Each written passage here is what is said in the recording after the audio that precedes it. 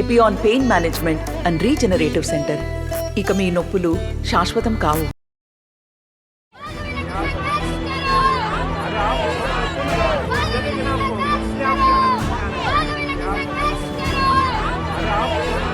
Hyderabad BJP MP అభ్యర్థి కొంపెల్ల మాధవీలత కుటుంబ ఆస్తుల విలువ 221 కోట్ల 40 లక్షలు.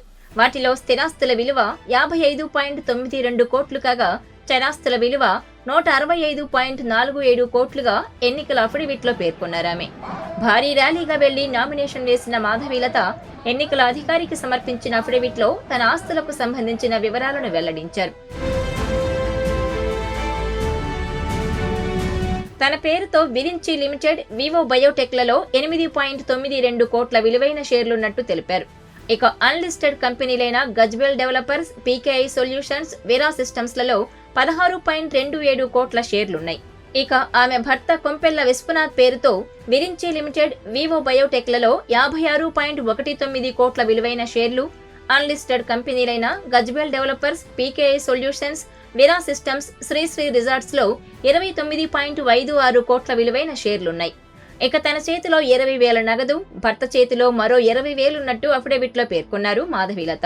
ఇక బ్యాంకులో తన పేరు మీద 8,34,201 రూపాయలు, తన భర్త పేరు మీద 33,33,614 రూపాయలున్నట్టు వెల్లడించారు.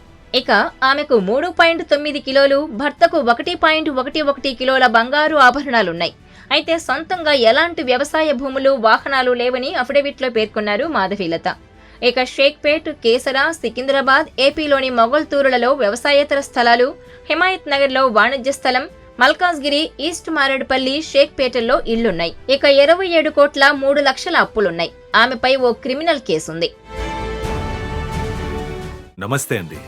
ఇది వ్యాపారం గురించి కాదు, ఓటు గురించి. ఎన్నికల్లో ఓటు వేయడం మన హక్కు మాత్రమే కాదు, కర్తవ్యం. ఎంతో మంది మహా నేతలు శ్రమించి ప్రాణత్యాగం చేసి ఈ అవకాశాన్ని మనకిప్పించారు. అందరూ ఓటు వేద్దాం. ఎందుకంటే ఓటు హక్కు ఊరికే రాదు. నా ఓటు ఎవరికో తెలుసా? అది సీక్రెట్ అండి.